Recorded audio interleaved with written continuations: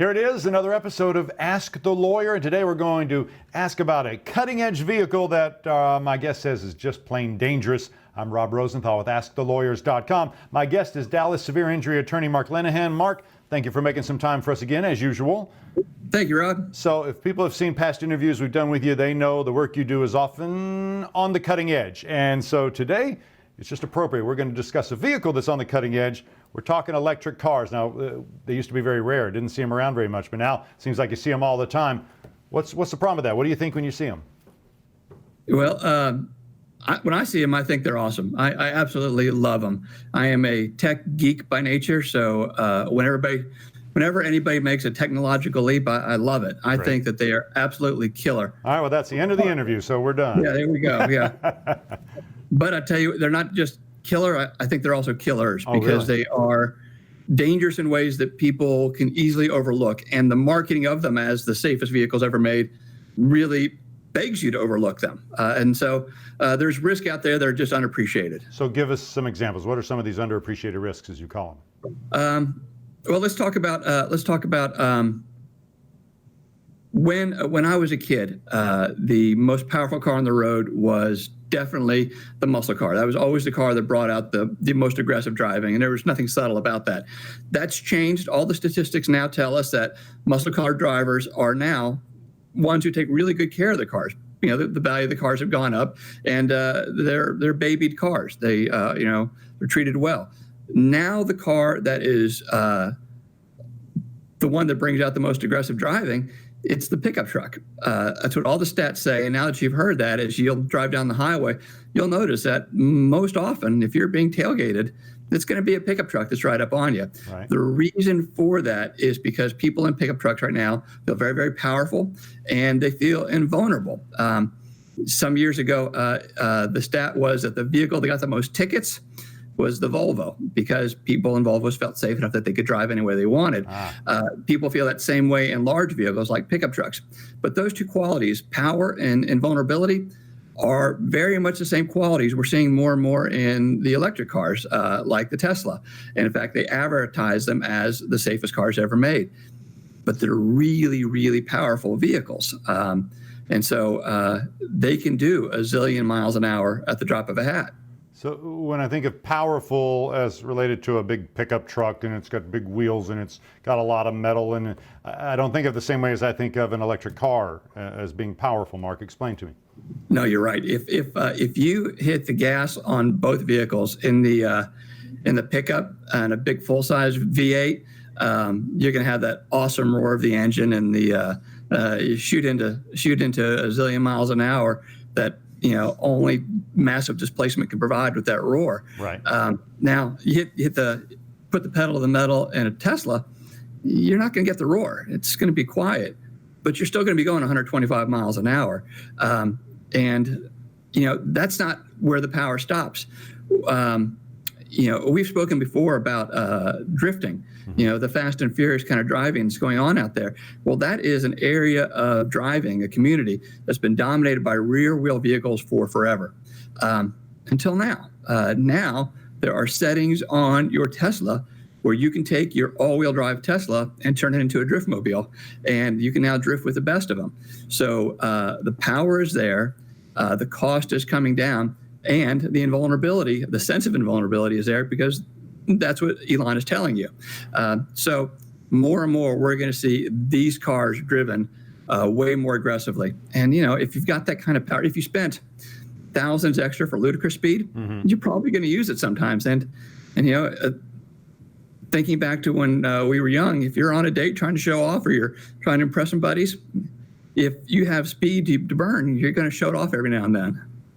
But you referred to it earlier, Marc, that it's marketed as one of the safest cars on the road. It's got all that computer equipment to try and counteract human error. What's wrong with that?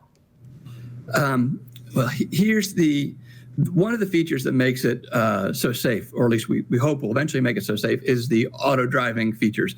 Takes human error out of it is the idea. Great. So about a year or so ago, my son and I went to Tesla to test drive one, and our plan was test drive the car, and order one when we were done. That they were marketing it as the safest car on the road really spoke to me, Sure. doing what we do. So we're on the test drive, and car's totally in control, and 18-wheeler pulls up onto our right, and I just want a little wiggle room. For goodness sakes, there's an 18-wheeler on my right. So I grab the wheel and I nudge us to the left a little bit farther over in the lane. And in doing that, I disengaged the autopilot completely. And it was explained to me, no. On this car, either the car is driving entirely or you are driving entirely.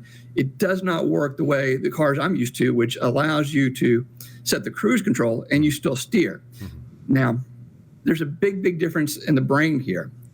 When I am still steering, I am aware of what's going on the road around me. I know all the time, there's an 18-wheeler up there and he's not coming behind me because I have to steer. In the Tesla that we were driving, because I am not allowed to steer, the brain is going to disengage. I can't, it's too much to ask of a human to stay focused on a road when you can't engage with it. And there's this enormous screen right there over the center console, and they'll tell you you can't watch movies on it, but you can browse the internet. And of course, you've got your phone in your pocket. You can watch movies on that too. Or as you've seen on TV, you can fall asleep driving a Tesla and just leave your, so it can be done. And that's just too much to ask of a person. Right. They tell you, oh no, if there's a problem, we expect the driver to take over. Well, of course. But if you were asked to take over and you're doing your steering already, you already know where all the vehicles are around you, and you probably saw the emergency develop, an 18-wheeler lose a tire or something. But if you are staring at the screen on your Tesla and you haven't looked up in 4 minutes, you have no idea what's around you, none. In trying to figure out what's the alarm for, where is everybody, and then how to react, you've added many seconds to your ability to react. And from the cases we do, Rob, there just isn't seconds to spare. Lives are lost in those seconds over and over again. So the idea of completely removing the driver from the experience of driving before it's ready to do it 100%, it's going to kill people. Any other issues? Anything else scare you about them? Let's talk about a small one, a simple one, really. One of their beautiful features on electric cars is that they're so quiet. I mean, it's great. I love that. But we don't realize how much of the world we map as we're out there on the streets by sound. A safety feature of Harley Davidson's, as a matter of fact, is that very iconic rumble of their engine. We do a lot of cases involving bicycles here.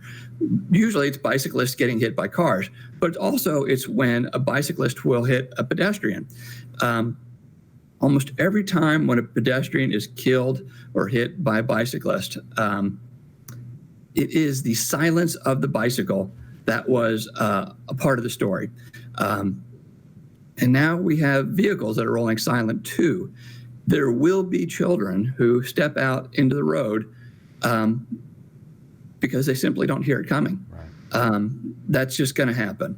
So the silence is a very simple one, but people don't think of silence as actually being something that increases risk, but it is for moving objects. So what is your takeaway you'd hope people take from this, Mark? Is it that you're hoping that by sounding this alarm, some of these issues will be addressed before, we address first, rather than waiting until there's a big class action lawsuit or something?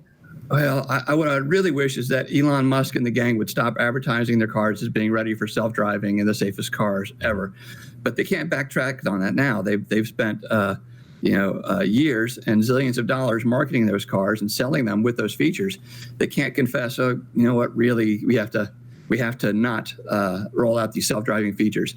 The result is that people are going to be killed. They just will. And we see these news stories already. Sometimes it's the driver of the electric vehicle. Sometimes it's the people on the road. It's going to happen. When it does, if the surviving family members find the right lawyers, the right lawsuits will make the industry change in ways that nobody else can, because they're just not going to walk away from their shareholders and see that stock drop by saying, no, we can't actually deliver on a promise we made that so many people spent money on. Right. Mark, thank you so much for your time and another fascinating talk. I appreciate you answering our questions today. Thanks, sir. That's going to do it for this episode of Ask the Lawyer. My guest has been attorney Marc Lenahan of Dallas. If you're ready to choose a lawyer that lawyers choose, make sure to visit our site, askthelawyer.com. Also, take a second to like, share, and subscribe to our YouTube channel. We appreciate that. Thanks for watching. I'm Rob Rosenthal with AskTheLawyers.com.